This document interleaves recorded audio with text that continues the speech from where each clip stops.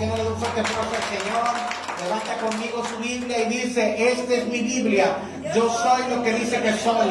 Yo tengo lo que dice que tengo. Yo puedo hacer lo que dice que puedo hacer. Hoy recibiré la palabra de Dios. Confieso mi corazón y nunca más seré igual. La incorruptible, siempre viva y nunca más será igual. Nunca jamás será igual. En el nombre de Jesús. Amén y amén. Porque voy a dar un fuerte aplauso al Señor. Qué bueno que nos acompaña y qué bueno que se conecta con nosotros. ¿Está listo para la palabra del Señor? Amén y amén.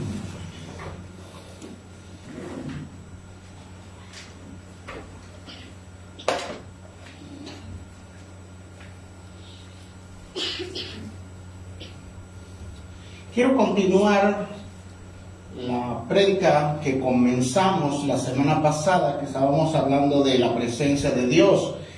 Y como subtítulo tenía que Él tiene el poder, esa presencia donde va, Él abre mares y resucita muertos. Así que Dios no tiene poder. Diga conmigo, Dios no tiene poder. Dios no tiene poder. Él es poder, su esencia es poder.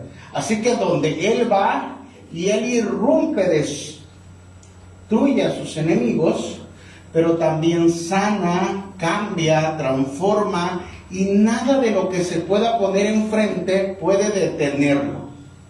Así que estuvimos viendo esa parte la semana pasada y entramos con una tesis. La tesis consistía no es con fuerza ni con ejércitos, sino la presencia de Dios que mueve a toda la creación. Y luego vimos a través de la historia que la presencia de Dios en sí es la que lleva el timón de la historia, ¿no?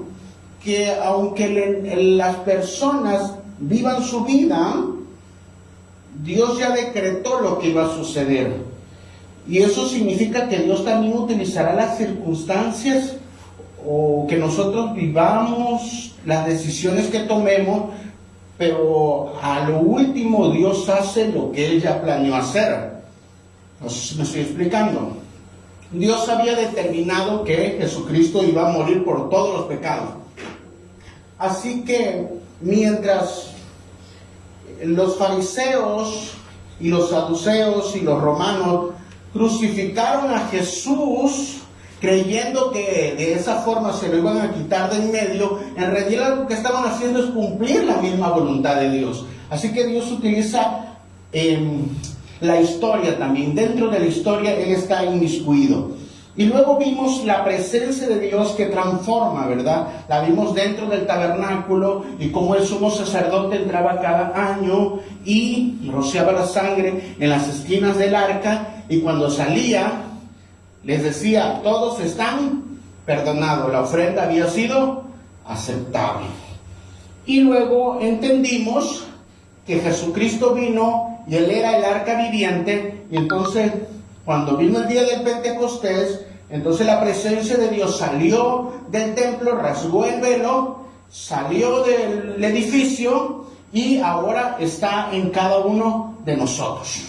Por eso dice, mi presencia irá contigo. Y entonces la presencia de Dios está aquí. Amén. Entonces en eso consistió la semana pasada toda la tesis. Pero hay que ir a la antítesis. ¿Qué significa? Lo que a veces hacemos nosotros como hombres, para que la presencia de Dios a veces se contrita, a veces no nos alineamos a esa presencia de Dios, y entonces nosotros tenemos que pues también tomar medidas de lo que nosotros tenemos que hacer y nuestra responsabilidad, ¿sí? Así que vamos a ver la siguiente. Y siempre comienzo con una pregunta. Así que a partir de ahorita ya es el sermón del domingo. ¿Qué sucederá mañana? Y luego se lo esperaré. ¿Qué sucederá mañana? ¿Usted sabe qué sucederá mañana? Bueno, no sabemos cuánto se va a tardar el pastor hoy, ¿verdad? Ya ese es ¿O qué va a hacer más al rato, 2 horas después de que termine el sermón? Tiene mucho eco, hija. O mañana temprano, ¿cómo se va a comportar? ¿Qué es lo que va a hacer primero? A lo mejor usted ya lo planeó. ¿Cuántos ya tienen planeado el día de mañana? A lo mejor ya tiene algunas cosas que hacer, ¿verdad? Pero ¿realmente está seguro que las va a hacer? 100% seguro, ahí está, que las va a hacer, que las va a realizar. Por eso la pregunta es, ¿qué sucederá mañana? Entonces, imagínense conmigo, póngase en el lugar de esta persona, suena el despertador,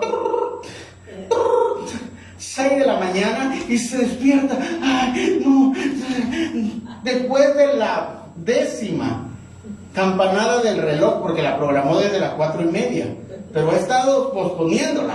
Entonces ya son las 6 y él se levanta rápido. Dice, ¿qué tengo que hacer? Así se mete al baño. Dice, rápido, la mujer también se durmió y se va a la cocina y empieza a preparar algo. Y le dice, viejo, y él se está jabonando y le dice, ¿qué? Dice, ¿vas a pasar por la cena hoy? Y él le dice, no, me quedaré hasta tarde. Y él se molesta porque pues, todo el tiempo cocinando y ese día se supone que a él le tocaba. Pero ya sabe, se ponen de acuerdo y luego hace cada quien lo que quiere. Pero dejémoslo ahí. Así que él dice, no voy a poder. Ella le responde así con un tono irónico, le dice, si quieres te llevo la comida al trabajo y también las maletas. Ya no le contesta nada. Se hace un silencio. Entonces ya se despiden así de besos, la puerta ahí, dice, bueno, nos vemos. Y un taxi llega al edificio de la oficina. Los elevadores están todos llenos. Y entonces usted tendría que esperar, ya está rápido, ya tenía cosas que hacer temprano. Ya son las 8 de la mañana. ¿Sí? Le con tiempo. Y entonces, en otra escena, que es la que pusiste adelantada, está Laura. Y Laura está atascada en el tráfico, porque también se le hizo tarde. Entonces, pero aquí ya con Laura ya son las 8:30. Entonces está en el tránsito, dile, apúrate, le dice al taxista, apúrate, que voy a llegar tarde. Y saca la cabeza y le dice, apúrense, suena todo. Pero nadie se mueve. Acelera, le dice, como si pudiese saltar el taxi, ¿verdad? Acelera. No, señorita, no podemos hacer nada, Laura, mírala ahí. Tomó el taxi por irse más rápido. Mi jefe me va a matar. Teníamos una junta importante y hoy precisamente cerrábamos este negocio. Debía haber llegado más tarde, temprano, pero se me hizo tarde. No debía haber visto esa serie de Netflix, tantos capítulos, pero bueno. Su jefe le está llamando, él hace como que no lo debe, pero suena insistentemente. Sí, ya le empezó a gritar desde el teléfono. ¿Dónde estás? Jefe, pero es que no me importa. Yo te quiero aquí ahora. Jefe, pero es que no sé, pero... Ella se encuentra a 4 cuadras del edificio donde trabaja. Te quiero en 15 minutos, ¿verdad? Como si volara. Pero pues, él no le puede decir nada al jefe. Así que ella abre la puerta y decide bajarse y empezar a correr. Y Luis, que es el que estaba en los ascensores, ya son 8:40 y él apenas va en el edificio 100, en el piso 100, y él le toca en el 108. Finalmente él llega más o menos 8:42. Yo creo que Laura ya no va a llegar, porque le quedan 4 cuadras. Finalmente llega Luis a su oficina en el piso 108 y se tira. Llegué y mi jefe todavía no está. Me da tiempo para una pieza de pan. Y entonces, pone su pieza de pan, pone su café, se tira sobre su silla de oficina y el edificio de al lado explota. Es el 11 de septiembre del 2001 en la ciudad de Nueva York a las 11:46. Un avión fue capturado y ahora se estrella contra el edificio de al lado de donde trabaja Luis. La gente entró en pánico. El edificio de la Torre 2, donde él está, la Torre Sur, se cimbra. Los cristales salieron volando y la gente ve como el edificio al de al lado, la Torre 1, está envuelta en llamas. Es el World Trade Center. Es el símbolo de poder económico de los Estados Unidos y está siendo atacado.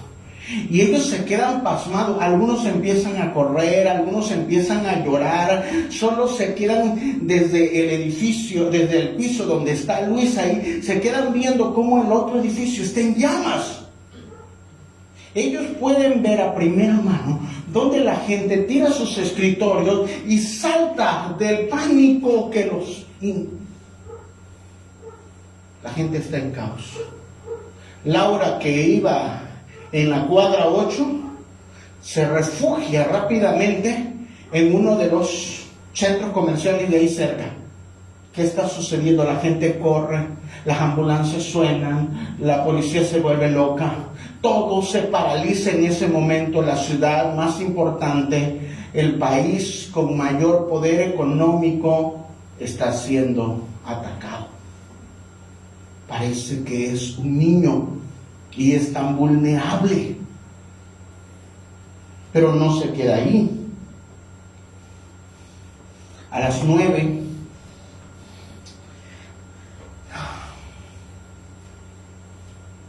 golpean la Torre de Luis también.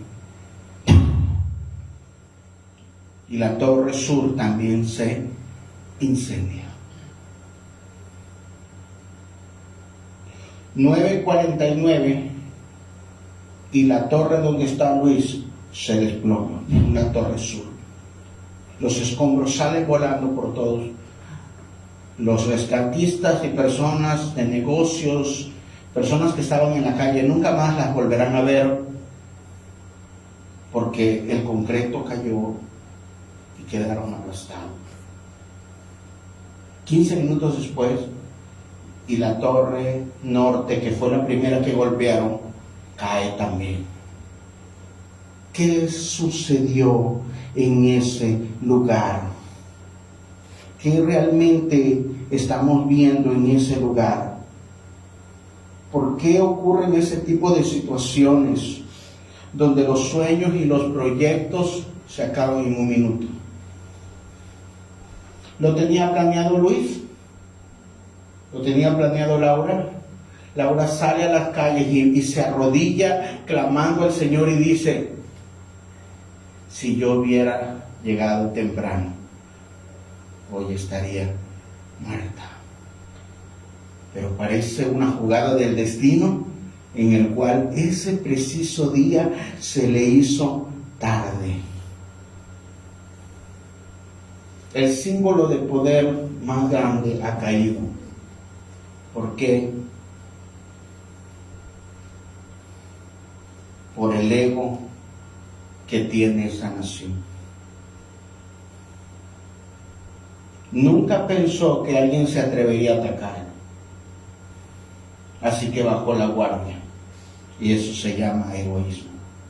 Eso se llama orgullo. Nadie se atrevería a tocarme.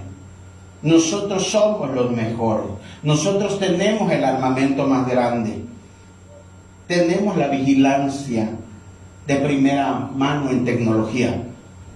Pero este golpe a las Torres Gemelas demostró que son vulnerables, como tú y como yo, y que no sabemos qué nos pueda suceder Todos estamos entonces en las manos de Dios. Por eso es la importancia de que la presencia de Dios vaya con nosotros. Porque si nos toca partir mañana o más al rato, o en la siguiente semana, o en los siguientes meses, la presencia de Dios nos asegure de que nos vamos con Él.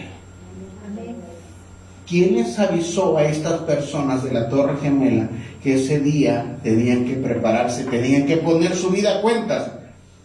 Nadie. ¿Estarían a cuentas en la pregunta? No estaban haciendo nada mal. Ellos no estaban en un cártel. Ellos no estaban haciendo cualquier situación delictiva. Ellos iban a trabajar. Como todos nosotros, el día de mañana salimos a comprar, a llevar a nuestros hijos a la escuela, a comprar la despensa. Y entonces el 11 de septiembre, que es un día común del 2001, se convierte en un día, se transforma en un día de tragedia. Es recordado de que la nación más poderosa puede ser vulnerable. Y si una nación tan fuerte se desploma en su simbolismo, porque haber golpeado estas dos torres era un simbolismo. Lo que estoy atacando es tu ego, lo que estoy atacando es tu poder, lo que estoy atacando es tu punto financiero, lo que estoy atacando es tu seguridad, es lo que le estaba diciendo los talibanes, Al Qaeda. Eso le estaba diciendo al mundo: si puedo atacar esta nación, puedo destruir cualquier cosa. ¿Qué será entonces que nos pueda proteger? La presencia de Dios.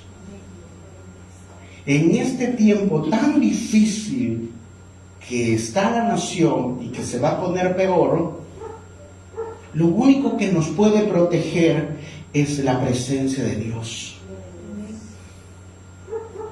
Porque muchos nos podremos preguntar: ¿por qué?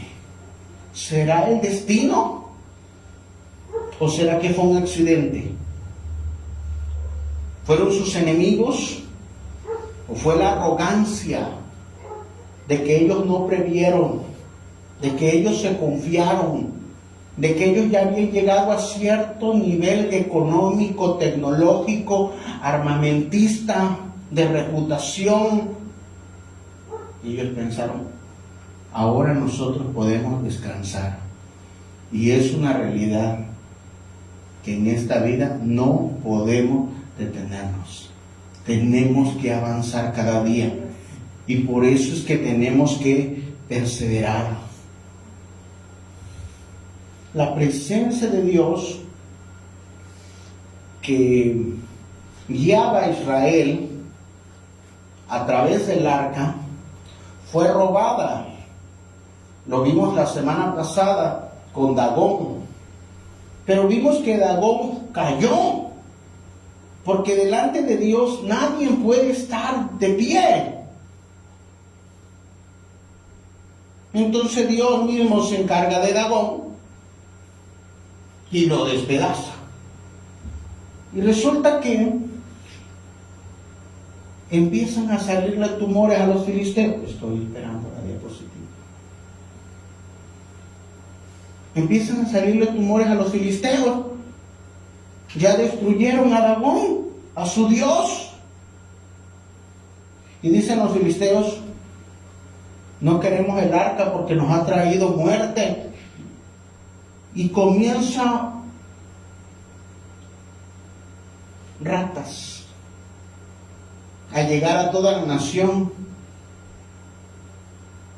Y empiezan a salirle tumores a las personas en todas las regiones filisteas. Y dicen: no, es por causa del arca, la tenemos que devolver. Porque tenemos al enemigo aquí adentro, tenemos que sacarlo, pero no tenemos que hacerlo nada más así. Nosotros infraccionamos y agarran un carro, ponen unos bueyes, suben el arca, miren sus enemigos, le ponen oro, le ponen talento, le ponen riquezas, y dice, ¿quién va a llevar el arca? Nadie, si mató a Dagón, si destruyó a Dagón. Entonces la suben en los bueyes, la suben en la carreta y empujan a los bueyes. Y los bueyes van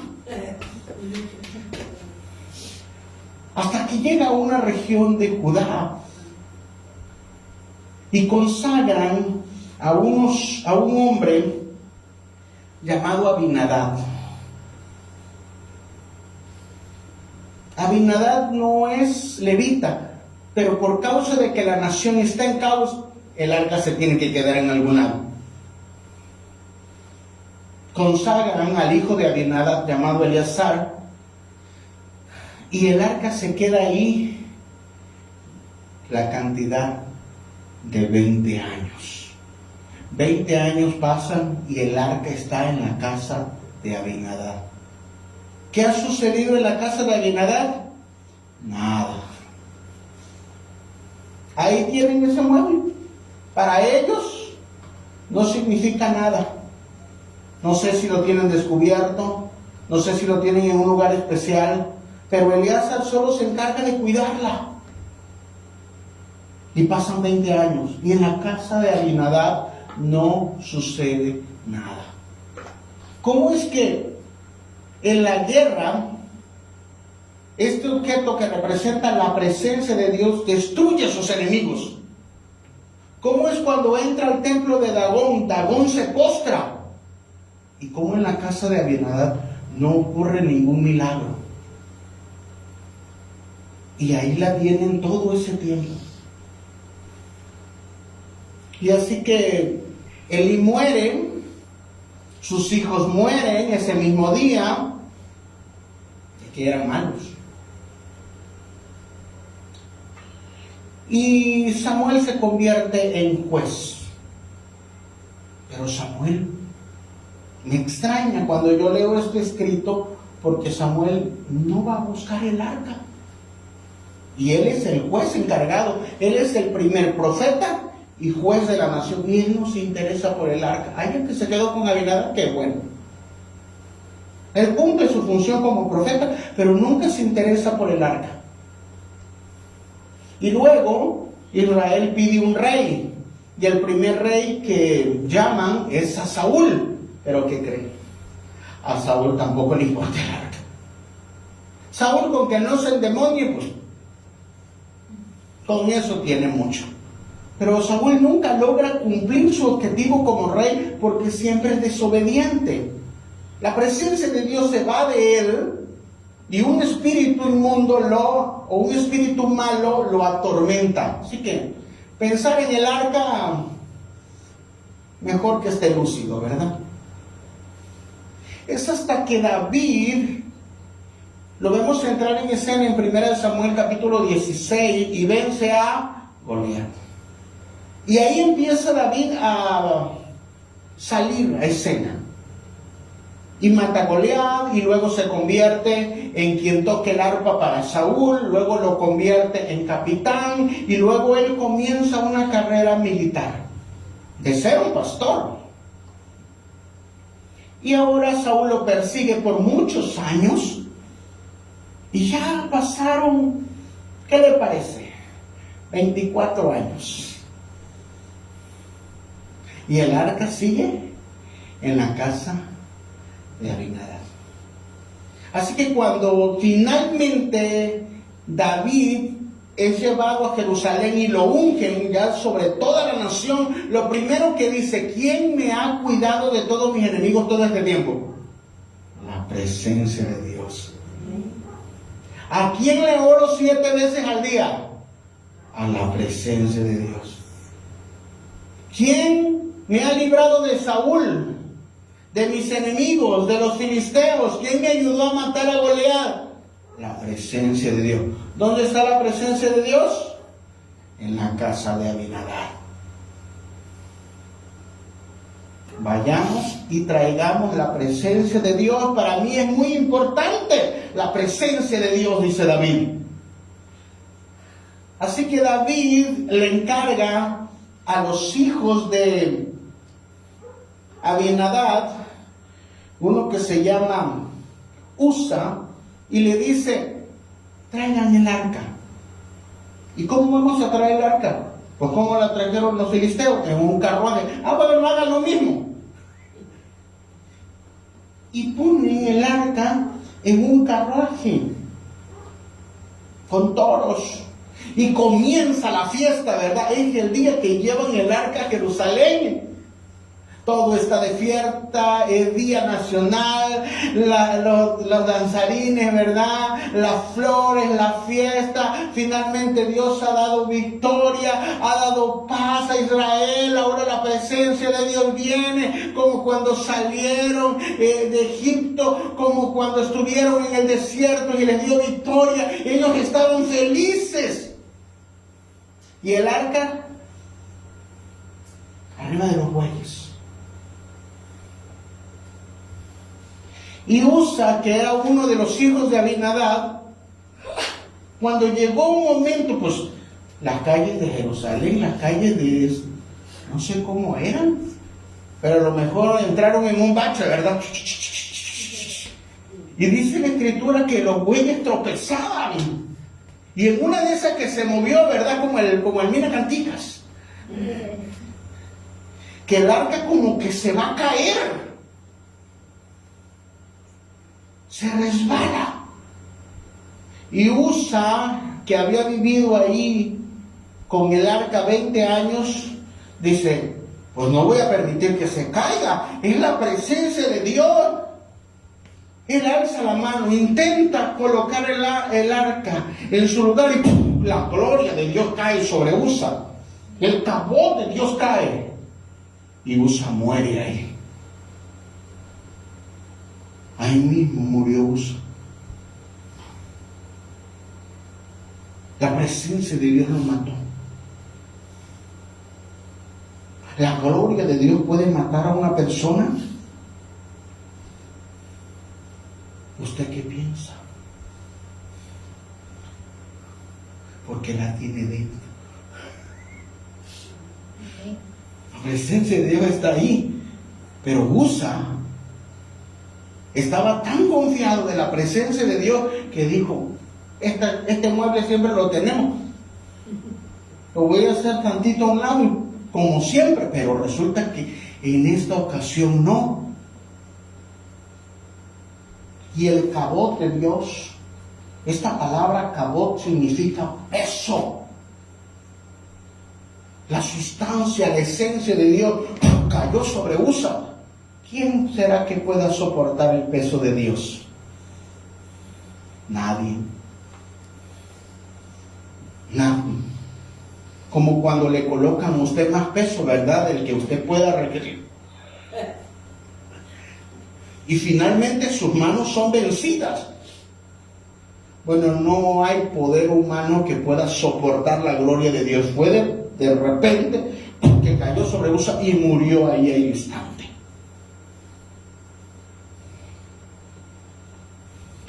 Resulta que el arca no la pueden llevar así como ellos quieren, sino que hay parámetros para poder llevar el arca, que es la presencia de Dios.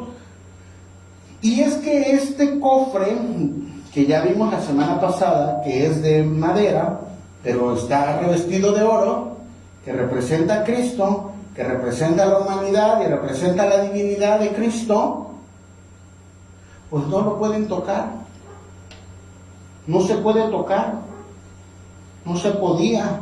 No se pueden tocar los querubines. No se pueden tocar. No se puede destapar. Y por eso existen algo que se llamaba las varas.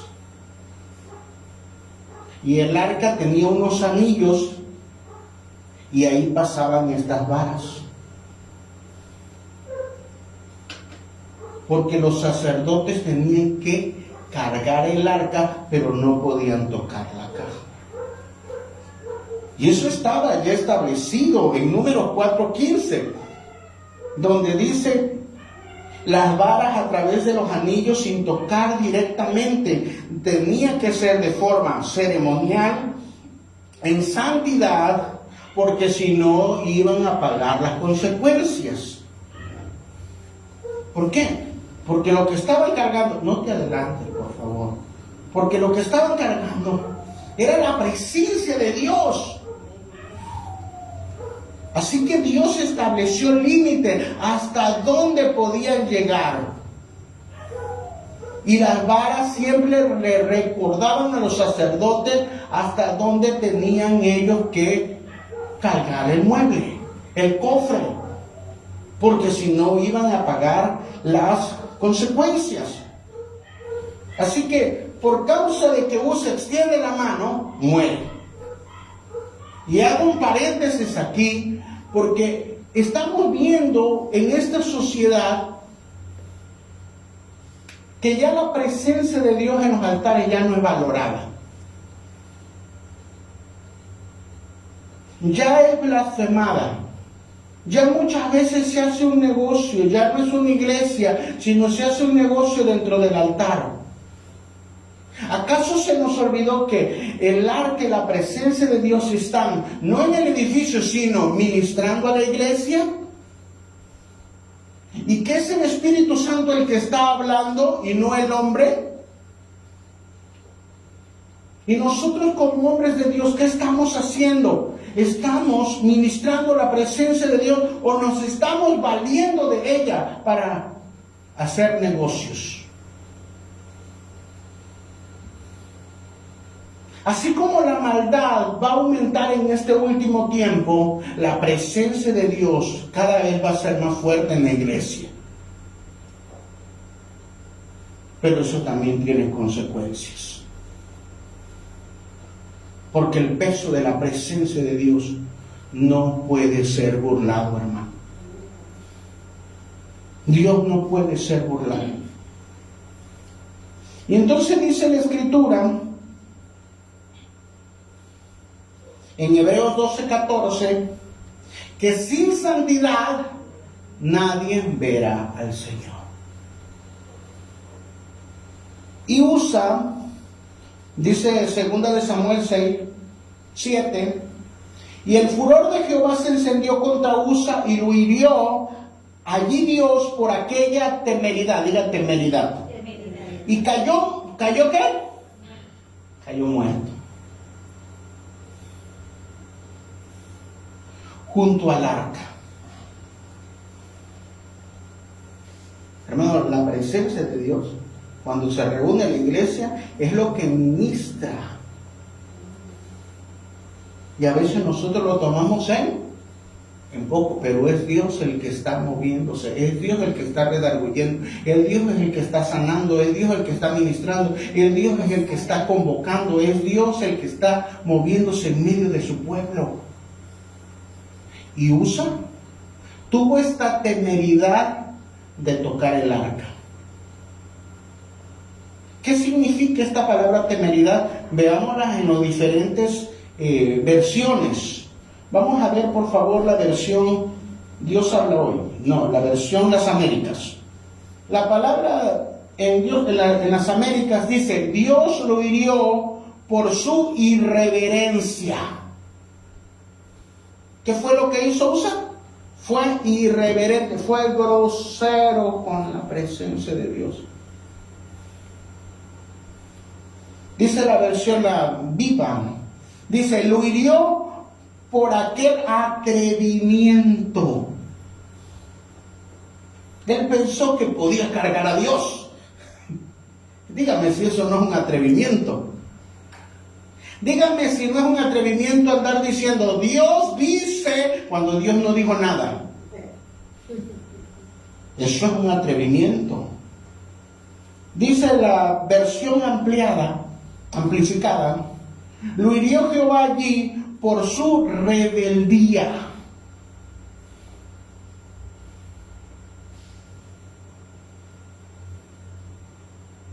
Muchos que ministramos en este lugar podríamos estar en rebeldía, porque no estamos ministrando lo que Dios quiere, ni estamos dando el mensaje que Dios quiere. sino el que nos conviene. No a donde nos está guiando la presencia de Dios.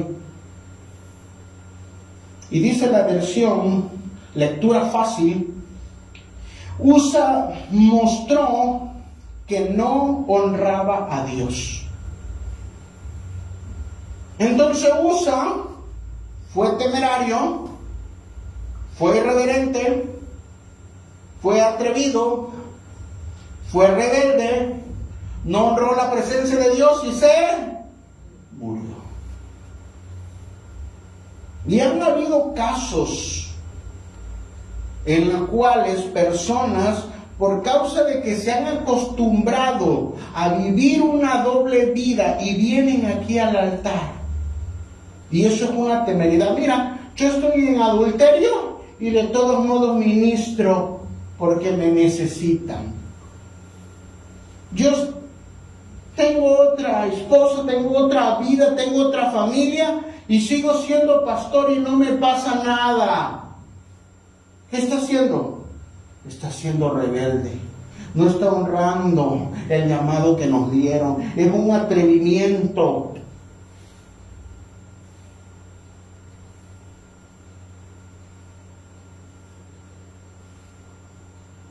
Pastor, entonces, ¿quién puede servir? El que sea aprobado por Dios, el que Dios coloque. Pero su vida tiene que ser procesada. Porque Usa no fue procesado y en ese momento murió. ¿Saben qué le faltó a Usa? Le faltó carácter. Esta palabra temeridad es la palabra naga,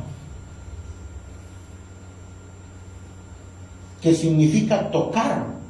Pero ¿de qué forma tocó Usa el arca? Número 1. 2. Es la palabra as, que significa audacia. O sea, él en sus fuerzas, en mi audacia, yo la puedo.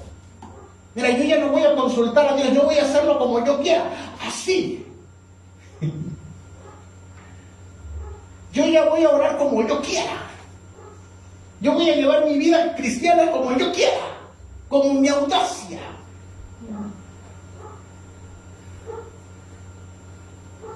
Pero vemos que la presencia que llevamos dentro no la tenemos que subestimar, ni tomar en poco, ni ser irreverente, ni pensar que la cargamos por nuestras propias fuerzas. 2, 3. Es la palabra peser, que significa ligereza. Algo común. ¿Sabe que muchas personas se acostumbran a la presencia de Dios que cargan? Lo tienen en poco. Las bendiciones que tienen, espirituales, físicas, naturales, los dones, los privilegios que tenemos de parte de Dios, el llamado que tenemos de parte de Dios, y lo tomamos con una ligereza. Y después Dios espera. Total, si quiere.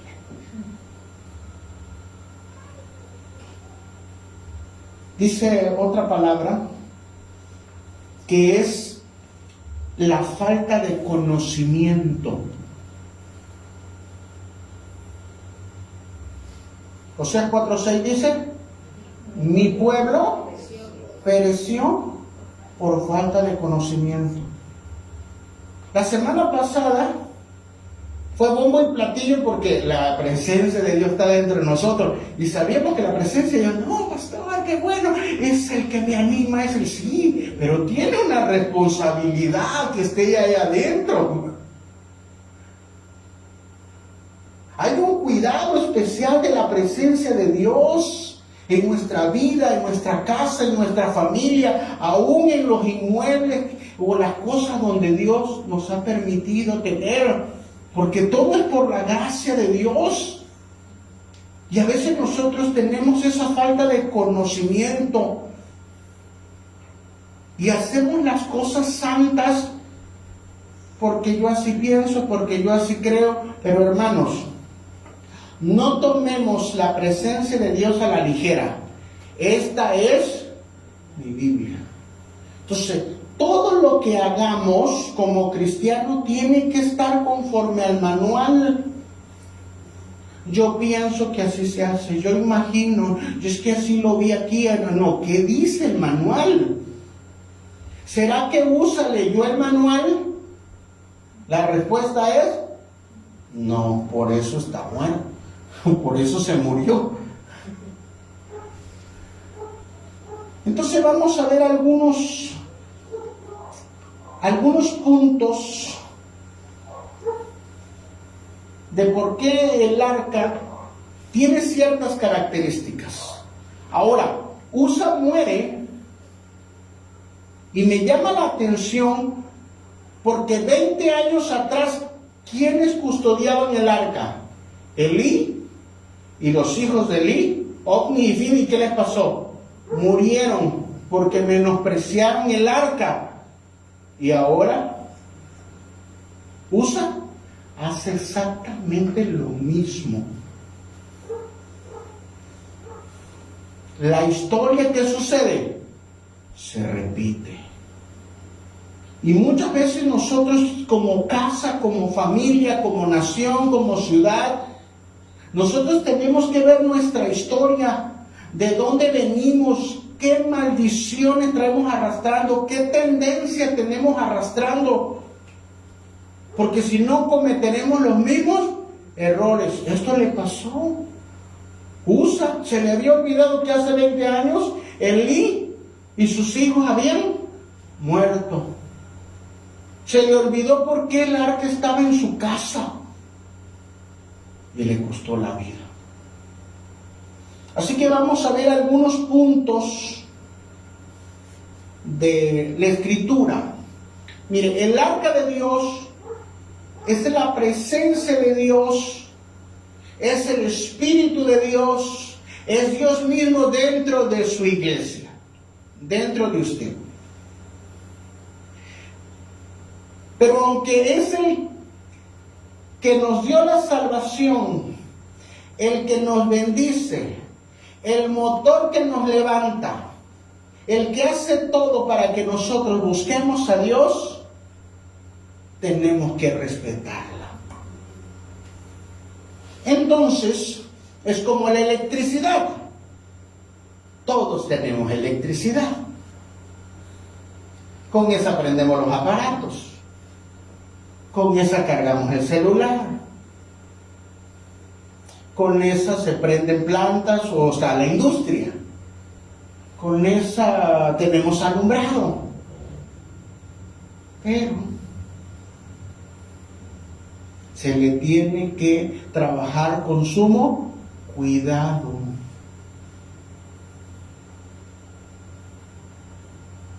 Una persona invadió en cierto lugar y no tenía luz. Entonces vio que las torres de alta tensión pasaban por el terreno que invadió y dijo, de aquí soy. Tiró un cable y ahí murió. La presencia de Dios hay que respetarla. O usted la maneja así, mojado y agarra el contacto, ¿verdad?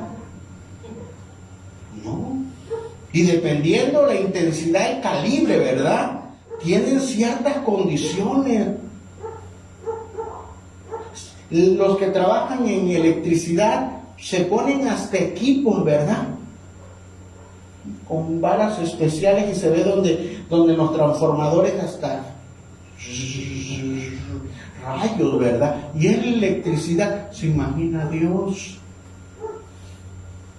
Y cuando decimos la presencia de Dios está aquí, a veces no sabemos. Porque algo más fuerte que la electricidad está en medio de nosotros, está dentro de ti, y a veces nosotros queremos agarrar la mano limpia.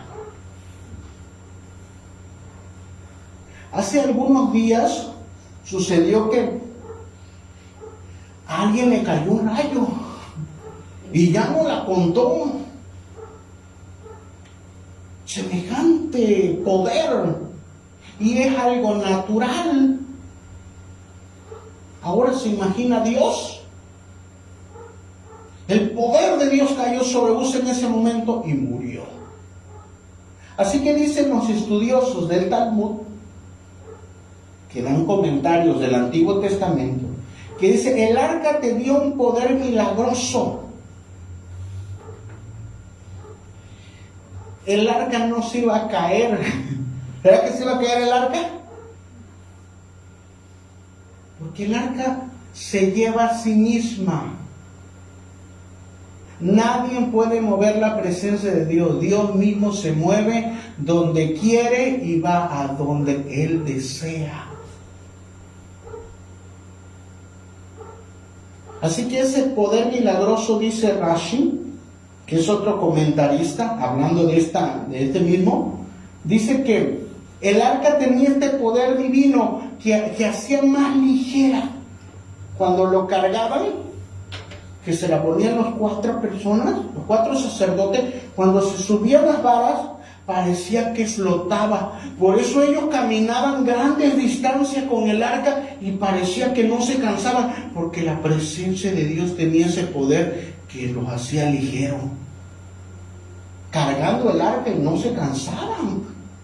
Y era de madera, y era de oro, y era de macizo, algunas partes como el propiciatorio, pero el poder de Dios mismo se llevaba.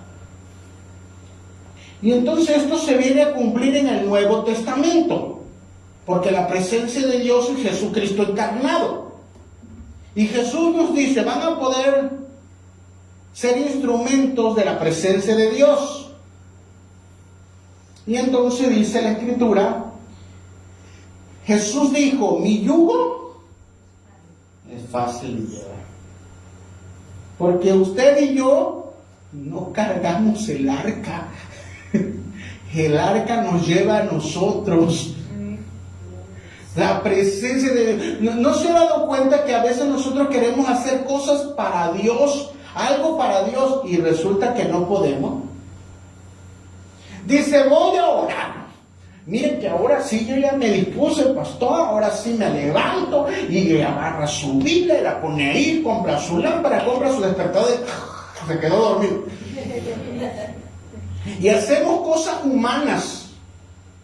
Pero ¿qué sucede cuando Dios te mueve? Como dice el dicho, te levantas porque el poder de la presencia de Dios hace ligero que tú ores, que tú ayunes, y usted ve a otras personas que dicen, ay no, yo cómo voy a ayunar, no, yo no. Es imposible para mí ayunar después. Y para otros dicen, es que es bien fácil, debes acostumbrarte. No. Es la presencia de Dios que te impulsa a consagrarte, a buscar más de Él. Es la misma presencia del Señor que pone el querer como el hacer. Pero lo tenemos que permitir a la presencia de Dios que siga actuando en nuestras vidas. Radak, que es otro rabino, nos dice, y aquí vamos a entrar en la parte más humana, el error mayor fue de David, quien ordenó transportarla en un carro. Mire, David tenía buena intención, pero la buena intención no basta. Tiene que hacerse como se había establecido. 4 sacerdotes la tenían que llevar, no tenían que tocar el arca y la tenían que cargar con sus varas. Pero David era el ungido, David era el escogido, David iba a ser rey, sí, pero eso no nos hace que nosotros quitemos el protocolo bíblico, el principio bíblico. Un día como pastor le voy a decir, a ver hermano, ya no vamos a tener Biblia, ahora tengo otro libro y de este le voy a predicar. No hermano, pero es que yo soy el pastor, yo soy el superprofeta. No hermano, sigamos predicando Biblia. ¿Por qué murió Usa? porque no tenía conocimiento cómo se tenía que llevar el arca que tenía ahí en su casa. Y entonces David dijo, llevémoslo en un carro. Pero ¿quiénes habían enviado el arca en un carro? Los filisteos. O sea que le copió al enemigo. Y dentro de la iglesia muchas veces nosotros queremos hacer lo que está allá afuera. Traigamos el arca con música. Y pongamos aquí a los músicos, no, están medio consagrados, a veces se van a fines de semana a tomar, otro tiene 2 mujeres, el otro le debe a todo el mundo, pero pongámoslo aquí. ¿Qué estamos haciendo? Estamos trayendo el arca, o queremos traer el arca en carros de filisteos. O sea, como yo quiera, pues. Pero es que yo pienso, es buena intención, pastor. Siempre he dicho que este lugar estaría lleno si yo, bueno, hermano, si, no te preocupes, 2 mujeres, mira, nada más móchate aquí conmigo y yo voy a decir como que te sigo orando y todo bien y tú no te metes conmigo, yo no te meto contigo, si la llevamos. Te voy a profetizar lo que tú quieres. ¿Qué quieres? Auto, casa. Eso te profetizo. No puedo profetizarte pecado, te profetizo lo que tú quieras. No, hermano, estoy queriendo traer el arca como los filisteos, que el arca la tienen que cargar los sacerdotes y consagrados. Estaban consagrados. Y Usa no podía llevar el arca. El arca la tenía que llevar Eleazar, que él fue consagrado. ¿Dónde estaba Eleazar? ¿Quién sabe? No sabemos. Ahora entienden la historia. Y pregunten, no sabemos. Por más que lo investiguemos, no se sabe qué pasó con Eleazar. Algunos dicen que había muerto. Por eso David se le ocurrió designar a dedazo. Tú vas a mover el arca. Hermano, qué terrible es para un pastor designar personas y que Dios no los llamó. Dios tiene que llamar a las personas. Yo quiero usar a esta persona en esto. Y David, como era el rey, designó al dedazo. Usa me cae bien. ¿Y qué resultó? La decisión de David. Se murió Usa. Hermanos, nosotros a veces colocamos como pastores personas que no están consagradas, que no están preparadas para subirse a un altar. Y por eso tienen contragolpes y por eso son quebrantados. Porque fueron al dedazo, Dios no los llamó a eso, o no están listos. Vaya a ver la lista de 1 de Timoteo, donde dice cuáles son los requisitos de un obispo, de un pastor, de un diácono. Ahí está. No tiene que ser al azar. ¿O acaso se nos olvidó lo que dice Hechos capítulo 6? Hombres llenos de fe, llenos del Espíritu Santo y de sabiduría. Eran los 7 diáconos, iban a servir a la mesa. Pero en este tiempo tomamos en poco la presencia de Dios. Y por eso muchas personas también, por causa del líder, están siendo quebrantadas. Sí, fue una temeridad de Usa, sí, por falta de conocimiento, pero más por David. Y lo dice Radá, no lo digo yo. Que son rabinos, especialistas del Antiguo Testamento. Vamos a otro. Este rabino Metsudat nos dice que Usa actuó con una buena intención. ¿Qué tenía Usa? Una buena intención. Pero eso no significaba que no era una transgresión, o sea, eso no significa que no fuera pecado.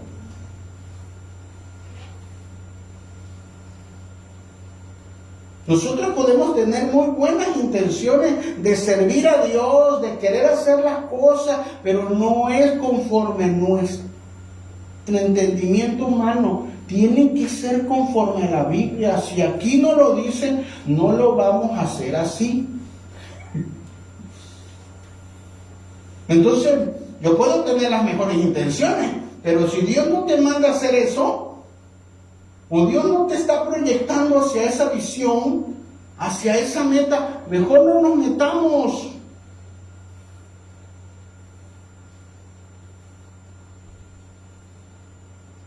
Y Usa pecó.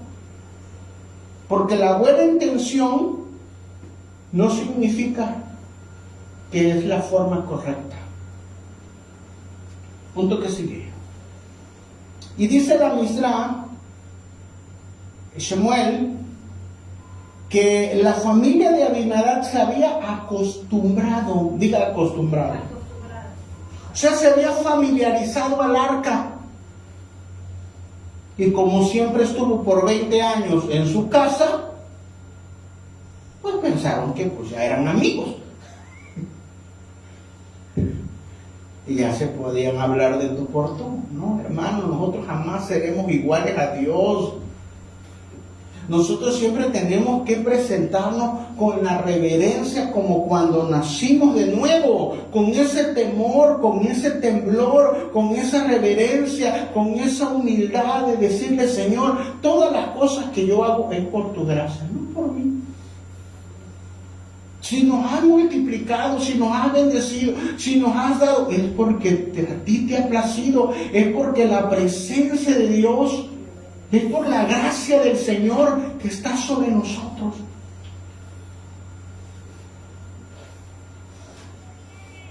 Hermano, muchas veces lo que estamos viendo aquí en el caso de Usa es la falta de carácter.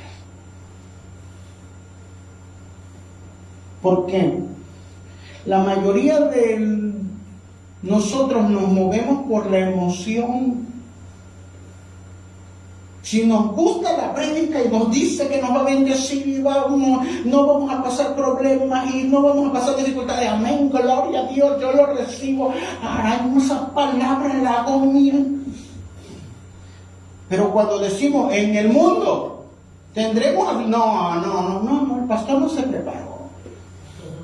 No, esa profecía no me gusta, mira, allá siempre me dicen que me va a ir bien. Que yo pacte. Y te ponen cantidad ya. Porque si no, Dios no va a recibir tu ofrenda.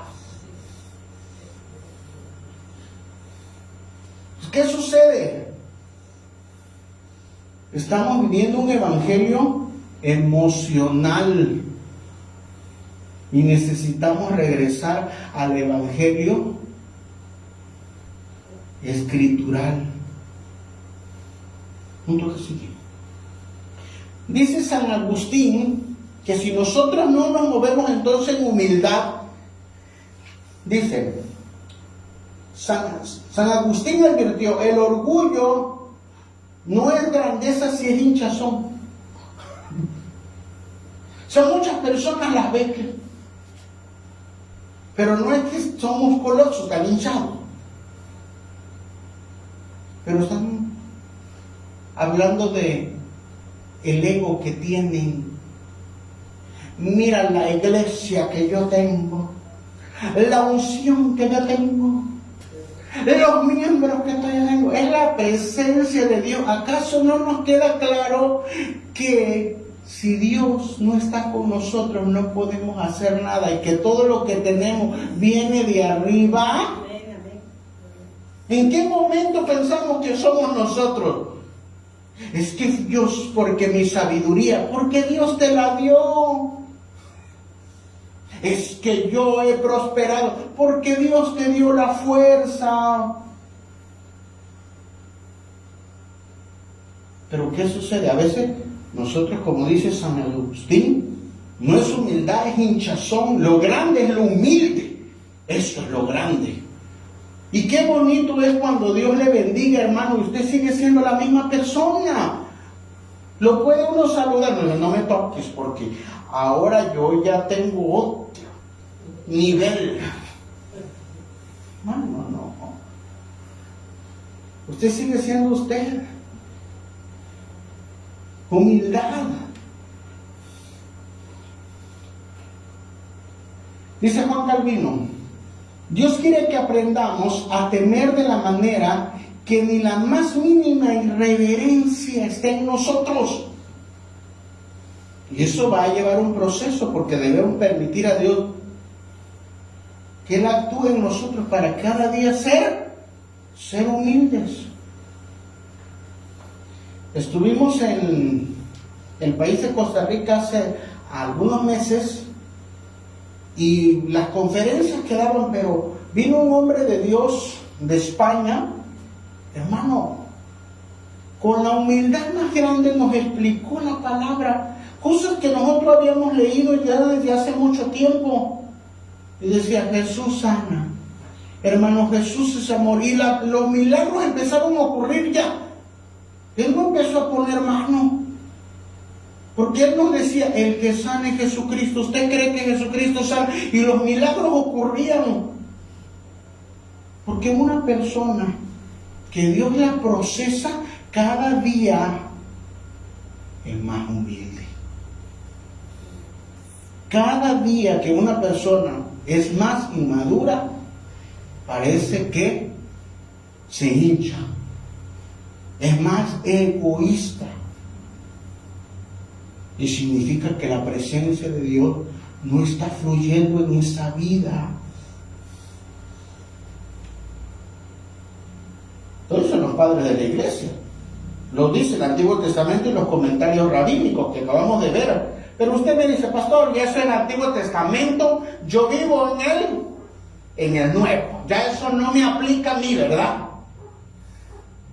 ¿En el Nuevo no? Pues en el Nuevo también. Porque dice la Escritura, la evidencia neotestamentaria, o sea, del Nuevo Testamento, y tenemos algunos ejemplos rápidos. Ananías y Zafira trataron de engañar al Espíritu Santo y murieron en la iglesia. Primero vino Ananías y le preguntó Pedro de alguna actividad y le mintió. Y le dijo, ¿por qué te pusiste de acuerdo en querer tentar al Espíritu Santo? ¿Quién te dijo que le puedes mentir al Espíritu Santo? Y cayó muerto ahí. Y ya es el Nuevo Testamento. Bueno, se lo llevaron los muchachos y lo enterraron. A las 3 horas entró su mujer y le dice, Zafira, ¿hiciste esa actividad? Sí, así le hicimos. ¿Por qué te pusiste de acuerdo con tu marido? No has mentido a los hombres, has mentido a Dios. Y pues se cayó muerta también. Yo creo que le dio coraje a los muchachos, porque pues tuvieron que hacer otro hoyo. Si hubieran muerto los dos juntos, hubieran hecho un solo hoyo, no nos mintieran juntos. Pero el punto es que la presencia de Dios no le podemos mentir. Otro punto. Simón el mago. Felipe se va a Samaria y ocurre un gran avivamiento y se convierte un mago, un brujo que tenía cautiva toda esa región.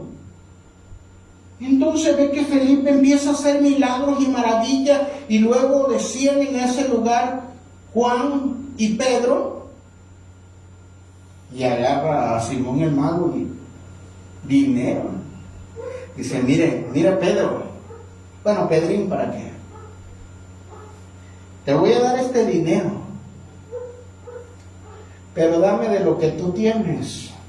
Dame ese poder que sana. Y la presencia de Dios cae sobre Pedro y le dice, perezcas tú y tu dinero. Y casi se muere Simón el mago. Porque los dones Porque lo santo no se puede comprar, hermano. La presencia de Dios no se puede comprar. Un ministerio no se puede comprar. Por eso vemos personas que dicen, ¿quién me hace pastor? ¿Quién me hace pastor? ¿Quién me unge como pastor? Que te llame Dios, te llama Dios. Y si te llama Dios, Dios te va a respaldar. Y si no, te sucederá lo de Usa. Porque quieren cargar el arca a su manera. Punto que sigue. Y luego Pablo está evangelizando a una persona del gobierno y tiene como asesor a un hombre que se llama Elisa el mago. Y este hombre le mete ideas a este procónsul. Y Pablo lo ve y le dice, ahora, para que no seas un estorbo para el evangelio, vas a quedar ciego por un tiempo. Y ¡pum! Se queda ciego y empieza. La presencia de Dios, hermano. Nadie puede oponerse a Dios. No podemos ser irreverentes de la presencia de Dios que está en nuestra vida, que está en nuestro corazón. Las cosas sagradas las tenemos que respetar. Con todo temor y temblor como que está dentro de nosotros. Punto que sigue. Entonces estamos en una generación, pues, que no entiende que importa la presencia de Dios. Estamos hablando de los jóvenes de la iglesia y los de allá afuera ni siquiera saben quién es Dios. Estamos en una generación, en la generación Z, en la generación de cristal, en la generación de la tecnología, donde dicen las estadísticas que el 27% de los jóvenes están en depresión y ni siquiera los padres se dan cuenta, porque le entregaron una tableta, porque le entregaron un celular y yo no te voy a hacer caso, ahí entretente solo. Y dicen estas estadísticas APA, que son de psicología de los Estados Unidos, del 2023, que ha aumentado un 29% de suicidios de los jóvenes, porque no tienen propósito. ¿Quién los guía? ¿Quién guía a los jóvenes dentro de la iglesia si los grandes estamos perdidos? A veces nosotros le exigimos al gobierno, le exigimos a los políticos, le exigimos a todo el mundo, y los de la iglesia a veces estamos más perdidos. A veces hay más corrupción dentro de una iglesia. Pero queremos que nuestros jóvenes sean bien portaditos. ¿Y el ejemplo? Punto que sigue. Vivimos en una hiperconexión. Y esto ha ocasionado que los jóvenes sean muy frágiles. Ya no les pueden decir nada porque se te devoró. Y lloran. Ya no le puedes regañar, ya no le puedes llamar la atención. ¿Por qué? Porque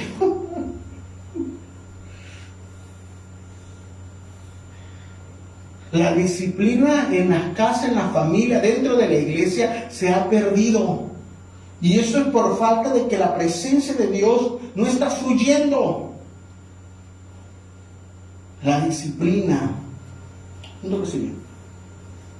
Dice un estudio de Harvard del 2022 que estar en el TikTok y en Instagram causa fatiga emocional. Eso quiere decir que tú pasas 3-4 horas en el TikTok y se cansa tu mente. Estoy cansado. ¿De qué estoy cansado? Se fatigó tu mente, tu cuerpo ya no quiere hacer nada. Y son estadísticas de una de las mejores universidades. Entonces dice Víctor Frank, quien tiene un porqué, diga un porqué. La presencia de Dios te da un porqué, porque la presencia de Dios te guía. Este libro, la Biblia, nunca te va a decir algo para tu mal, para que te vaya mal. Entonces siempre la Biblia nos da un propósito. Y aun cuando pasemos situaciones o circunstancias difíciles, esas circunstancias, la presencia de Dios las va a revertir para que ayuden para nuestro bien. Punto que sigue. Entonces vivimos en una juventud y cabot, sin gloria. No tiene presencia, no sabe dónde va, no sabe lo que quiere hacer. Sin presencia de Dios estamos extraviados. Miren los jóvenes, conectados, hiperconectados, nos sentamos a la mesa y no comemos, no platicamos, estamos cada quien con nuestro celular y luego hipercansados, ¿verdad? 3 de la mañana. ¿Qué estás haciendo mandándome meme a las 3 de la mañana? Por eso al otro día no tenemos fuerza. Fatiga emocional. Sobre los jóvenes. Pero ahora vamos también con los grandes, ¿verdad? Y entonces vemos la arrogancia humana y sus ironías. Porque todo el mundo piensa que puede hacer lo que quiera, hermano. Nos vamos a engañar solitos. Todos estamos en las manos del Señor. Todos. Y entonces este hombre, llamado John Lennon, dijo que su grupo, pues que era más famoso que Jesucristo. Fíjense la arrogancia. Nosotros somos más famosos que Jesucristo y Jesucristo y su nombre y el cristianismo van a desaparecer. Y en 1980 uno de sus propios fans le disparó la fama, el dinero. No lo pudieron resguardar. Con eso nos damos cuenta que muchas veces la arrogancia del poder, del dinero, de vociferar, de decir cosas, porque Dios nos ha bendecido, simplemente se llama arrogancia. Yo siempre me he preguntado, o siempre me cuestiono, porque digo, hay personas que no quieren buscar de Dios, y es respetable, no se les va a obligar, pero ¿por qué tienen que vociferar contra Dios? ¿Acaso Dios les ha hecho algo? ¿Acaso Dios es malo con ellos? ¿Por qué tienen que expresar este tipo de vulgaridades, este tipo de palabras? Como decir, somos más populares que Jesucristo. ¿Acaso tú partiste la historia?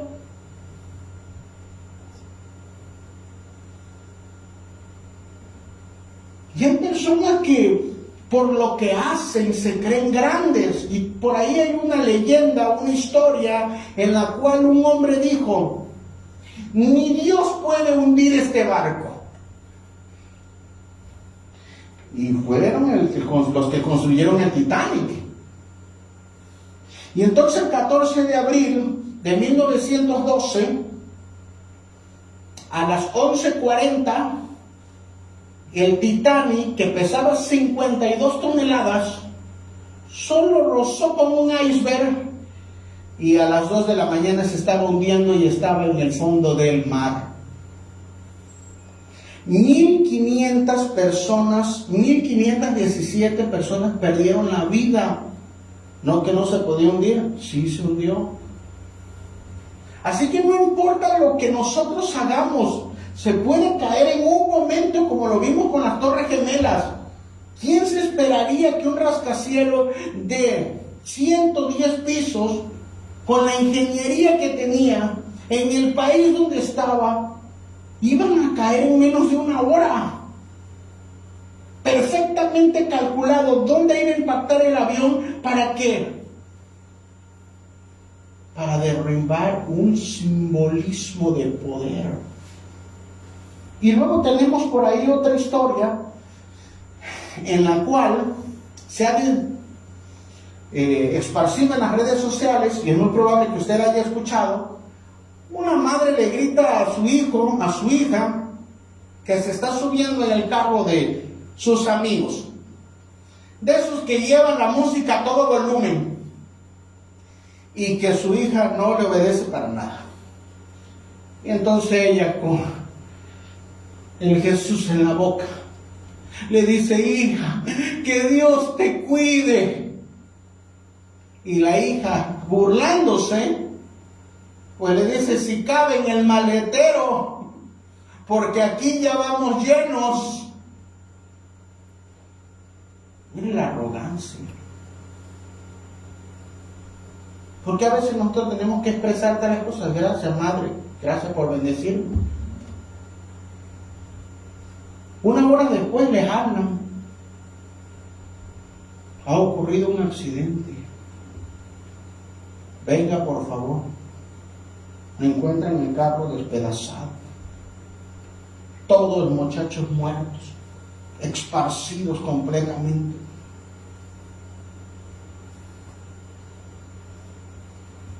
Abren el maletero y lo que había dentro era copas de cristal y una cartera de huevos, pero no estaban rotos. Donde había dicho que había mandado a Dios. Hermano, donde está Dios, Dios protege. Amén. No seamos arrogantes de querer sacar a Dios de nuestras vidas, de nuestro pensamiento, aún de nuestros dichos. Primero Dios, si Dios permite, por la gracia del Señor. Gloria al Señor. Toda la gloria, la honra y la adoración es para Él. Amén.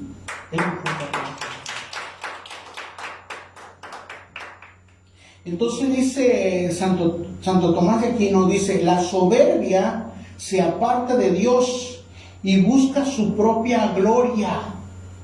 Una persona que se empieza a hinchar, como dice San Agustín, ya dice: yo ya dejé el pavo real, ¿verdad? Yo esto lo hice con mi fuerza, por mi sabiduría, por mi entendimiento. Y sí, no vamos a quitar el mérito humano, pero Dios fue el que movió a la persona por la gracia y la misericordia de Él. Punto que se oye. Entonces ya vamos casi ya a la recta final, y es necesario ver a esta persona llamada Macabea. Macabea es una joven muy guapa y tiene desde pequeña esa identidad de que quiere ser famosa.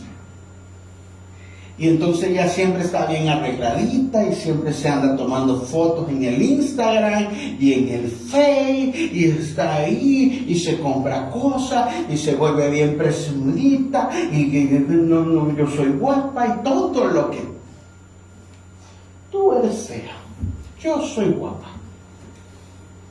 Y Macabea tiene ese aire de grandeza, ¿no? Y entonces un día está con una de sus amigas y le dice: Maca, ¿por qué no vamos a ver qué nos depara el destino? ¿Qué nos depara la suerte? Pues vamos con una divina que nos diga la suerte. Maca no es cristiana, no se me queda viendo fea.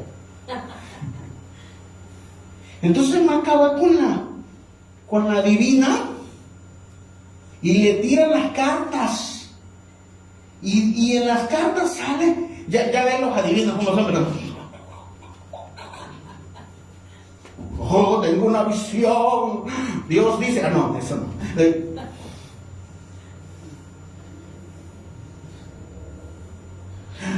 Estoy teniendo una visión, dice la divina. Veo, ¿qué ve? Veo flores. Ay, Maca, se le brillan los ojos. Voy a ser famosa y la gente me va a dar flores. Sí, se le va proyectando. Y entra en trance la divina y dice, veo un auto Rolls Royce. ¡Ah, su mecha! Mira, no cualquier auto. Uno de marca, uno de lujo. Pero dice, tranquila, la visión no ha terminado. Veo un hombre rubio, veo un hombre blanco, es alto, tiene los ojos grises. Y dijo, ¡ay, mi esposo! Y Maca pierde el piso, ¿no? Y desde ese día, no, yo no soy como tú, que no te comparas conmigo, yo tengo un super sueño, yo tengo un super ministerio, yo estoy llamado a las naciones. Y Maca anda en la nube desde ese día. Y le preguntan a Maca, y Maca te sale con que ella va a ser famosa y que ella va a tener no sé qué, y ella hace de menos a las personas. Y ella entra en un mundo medio extraño de chocolate. Y tú vas a hablar y Maca está como que se perdió. Como que el cable ya se tierra ya. Y entonces un día Maca se despierta como cualquier día y va caminando como esos jóvenes, los ha visto, que se cruzan la calle con el celular en la mano, los ha visto. Entonces Maca se pone sus audífonos y va con su celular.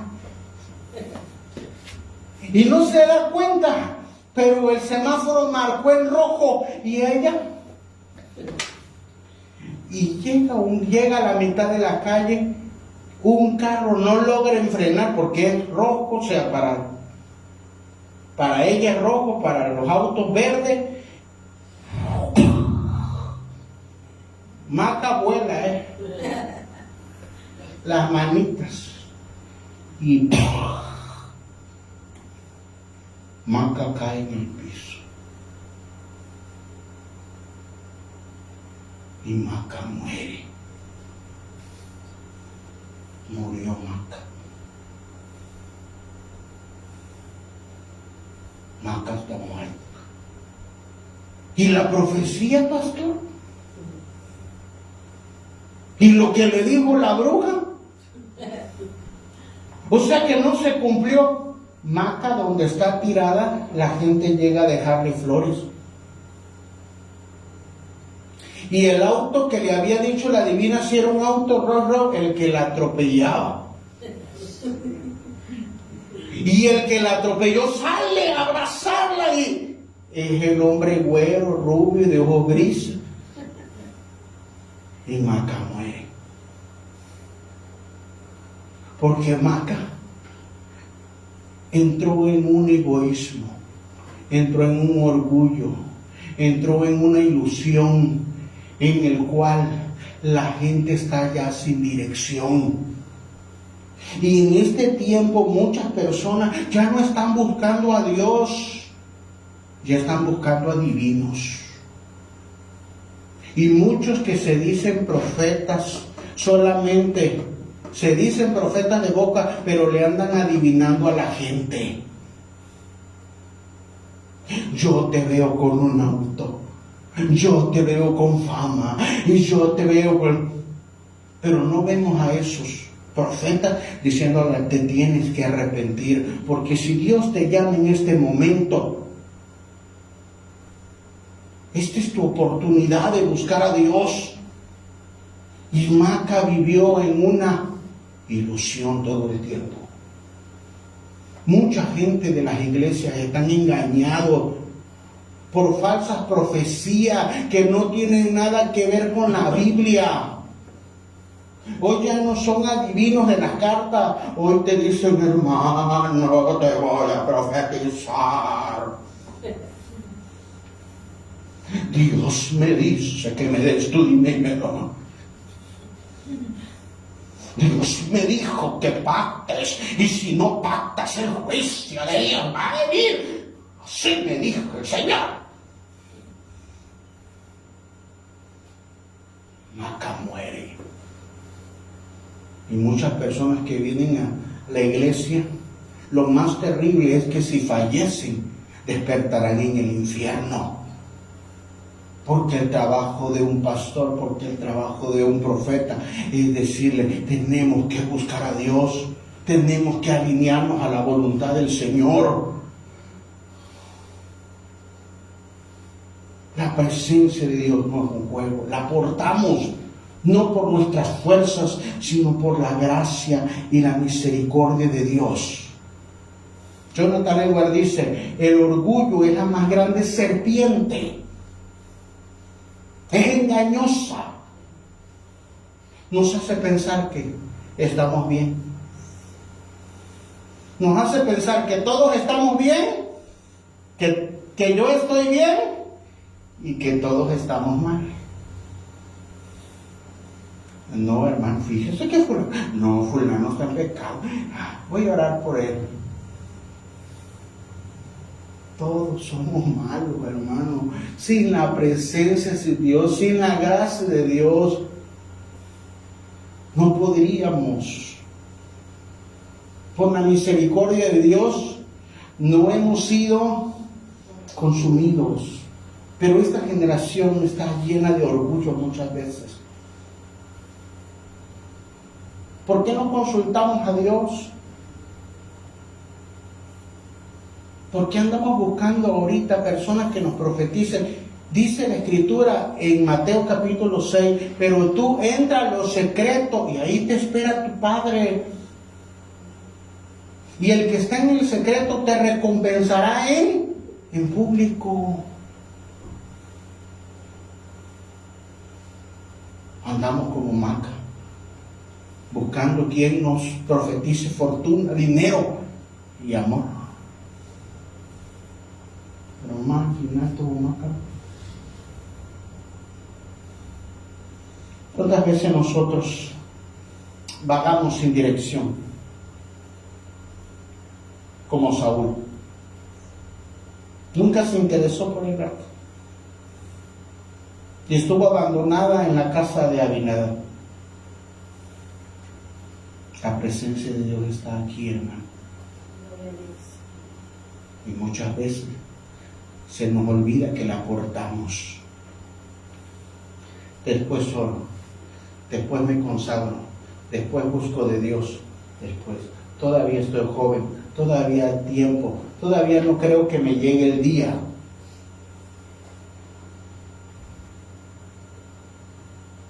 Necesitamos movernos, no por emoción, hermano. La iglesia no es una emoción desordenada. La iglesia requiere carácter. La iglesia requiere que nosotros reconozcamos que solo por Dios y por su gracia es que estamos vivos.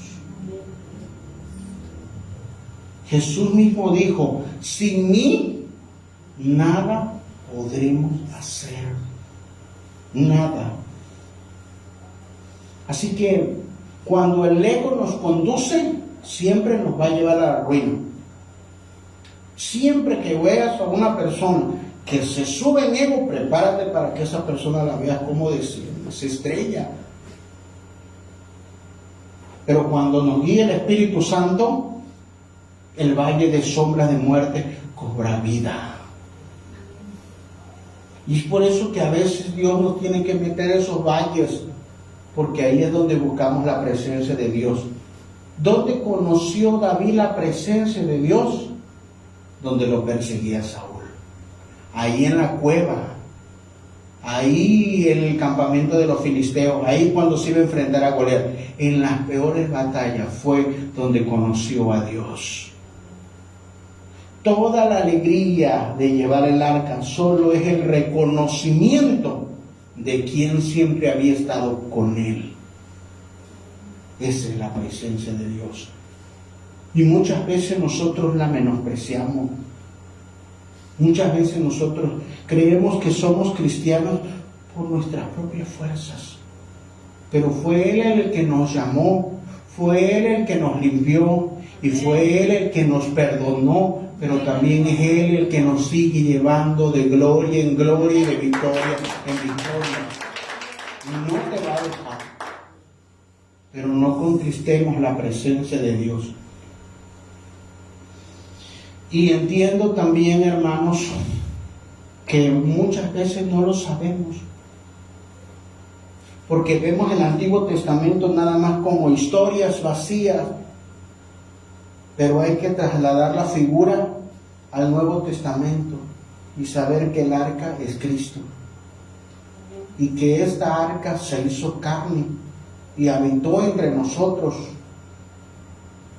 y que ya no está confinada en el templo, sino que el velo se rasgó, y el velo tenía un grosor de 15 centímetros, y la presencia de Dios salió para estar ahora en el corazón de cada cristiano.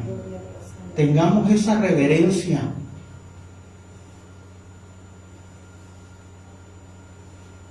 Pero ¿quién nos enseñó? Muchas veces no lo sabemos y estamos dentro de un ministerio, dentro de una iglesia. Como pastor, hermano, yo muchas veces me sorprendo y digo, Señor, no he caído muerto por tu gracia. Porque cuando uno empieza a leer el manual dice, ¿qué estoy haciendo? Así no era. Así que hoy, más que una exhortación, más que un sermón, es una reflexión para todos, porque me incluyo. Pidámosle a Dios con humildad, Señor, hay cosas que estoy haciendo equivocado. Dame ese conocimiento, ayúdame a no ser transgresor, a no ser rebelde. Yo creí que estaba bien. Y a veces nosotros pensamos que va a haber un mañana, o nosotros somos arrogantes con Dios, porque la vida nos marcó. A veces decimos, no, yo voy a poder, porque traemos heridas del pasado, ¿no? Porque en nuestra casa nos dijeron, tú nunca vas a servir para nada. Y uno dice, yo voy a poder y yo voy a demostrar. Y lo logras por la gracia de Dios. Pero ¿qué sucede cuando estamos arriba? Yo lo hice por mi fuerza. No.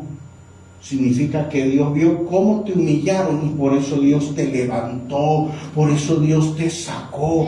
Y esas heridas siguen ahí muchas veces, hermano.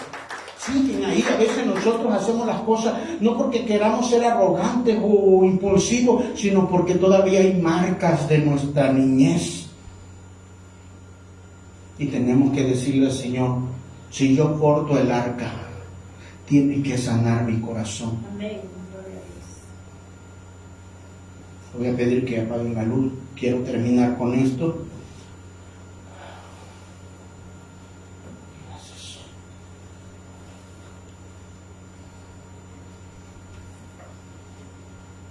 ¿Puedes apagar la luz, por favor?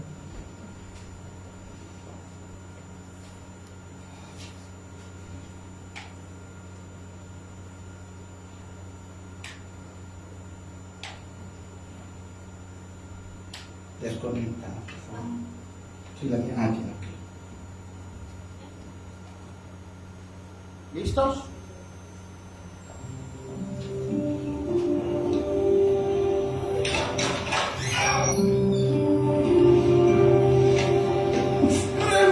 Lo siento, mamá. Mamá, no llores. No llores. Lamento hacerla venir, señora Dubbins. Sabemos que no se siente bien. Por favor, no lo castigue, señor Branch. Hoy es su cumpleaños.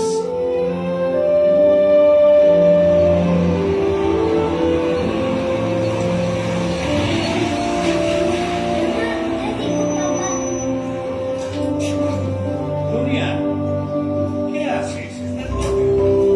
Estoy bien. Ven aquí. Estoy bien.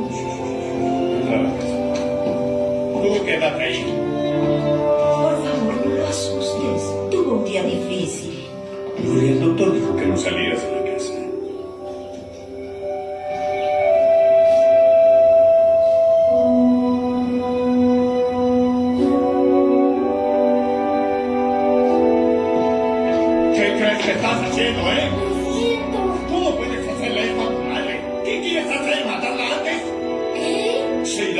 sobrado. Y ahora haces una tontería en la escuela. ¡La matarás! Te encontré el tornillo. ¡No llores! Aquí está el tornillo, papá. Mira, aquí está. ¡Ya! ¡Para de llorar! Papá, encontré el tornillo. ¡Deja de llorar! ¡Ya! ¡Basta! Tienes que crecer ya. ¿Entendiste?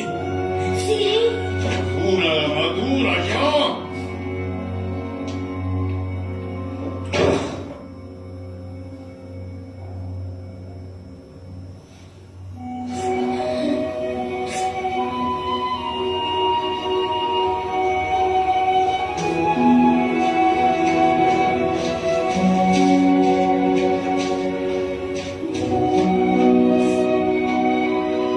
Va a morir No sé. pronto. Sí. Antes de tu cumpleaños. Yo lo hice. No. No, tú no lo hiciste. No es tu culpa. Él solo dijo esas cosas porque está asustado. Sabe que tiene que educarlo solo y no quiere hacerlo. ¿No que nunca llorabas? No, desde que cumplí 8 años. Estoy aprendiendo otra vez. ¿Por qué? Porque ahora sé de dónde salió ese tic. Que llamen a una ambulancia. Sí. La necesitamos, ¿no?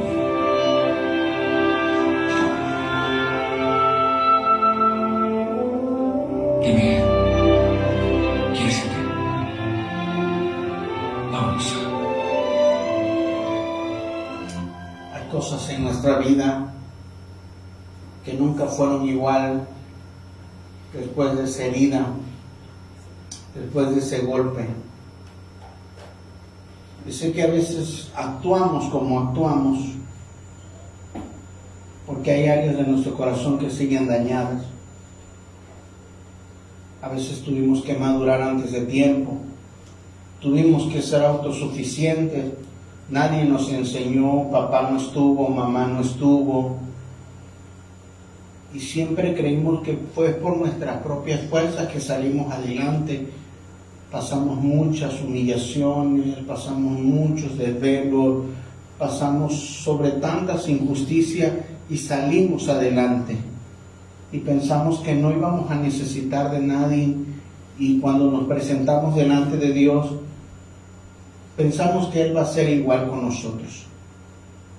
Pero creo que la presencia de Dios siempre se reconcilia con sus hijos. Y Él quiere sanar nuestro corazón y que nosotros entendamos que Dios nos está llevando de la mano. Hay heridas,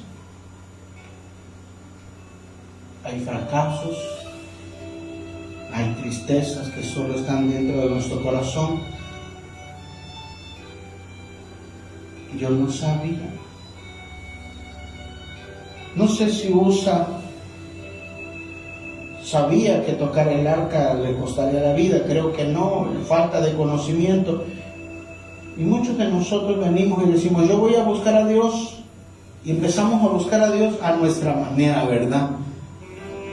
Y hemos cometido muchos errores.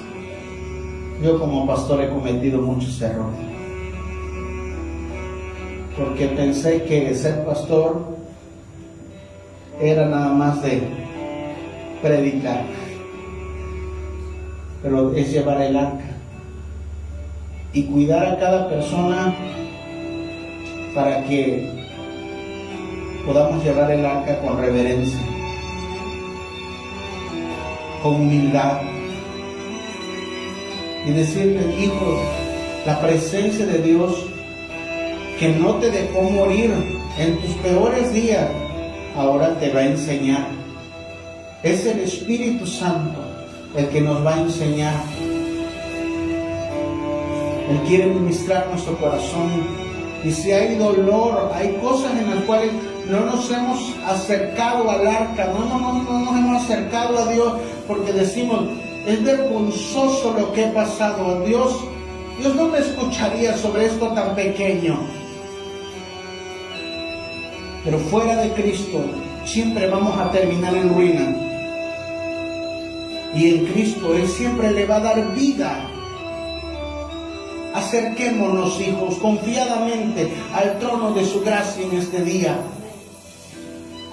Hoy, en esta reflexión vimos que la presencia de Dios, el poder que cargamos dentro de nuestro corazón, pero no vengo a decir que vas a morir.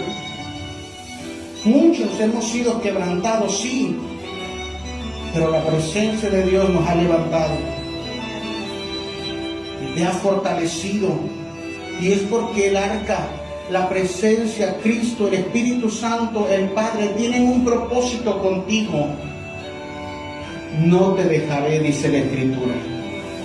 No te dejaré, sino que vivirás, no morirás, sino que vivirás y contarás las obras del Señor, de las grandezas que Dios ha hecho contigo.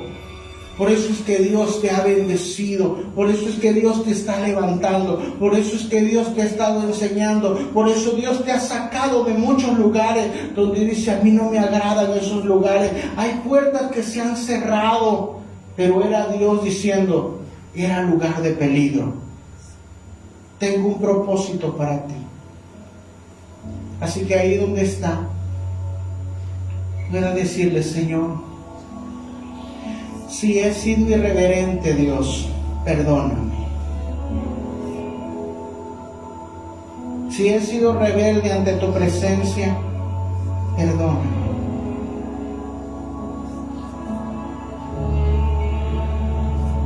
Muchas veces me mueve la emoción más que la revelación. Pero tengo ese ánimo de servir. Tengo ese ánimo. Yo quiero servirte, dile. Úsame, enséñame, dile. Yo estoy dispuesto, tú pon el querer en mi vida. Dame las fuerzas. El 11 de septiembre solo nos mostró que la nación más poderosa puede caer en un segundo. Que con la religión no se puede llevar el arca. Y que muchas de las heridas que tenemos nos han llevado a tomar decisiones que han ofendido a Dios.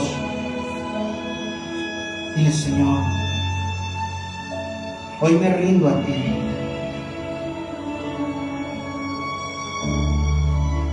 Puede hacer esta oración conmigo, decir, Señor, yo me rindo a ti.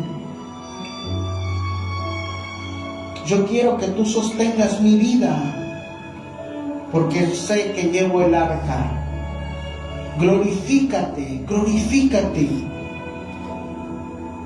Ahora voy a ser dependiente de ti. Sé que tengo un Padre Celestial que me va a ayudar. Y dile, Señor, hay heridas en mi corazón. Hay personas que debieron haberme ayudado y no me ayudaron. Pero hoy las perdono. Y sé que salir adelante era por tu presencia, por tu gracia, por tu amor, por tu misericordia que me dio las fuerzas. Si tú me bendices, si tú me guías, si tú colocas las palabras en mi boca, yo voy a hablar de ti y proclamaré que la presencia de Dios es la que salva, es la que sana, es la que libera. En el nombre poderoso de Jesús te damos toda la gloria, toda la honra, toda la alabanza. Amén.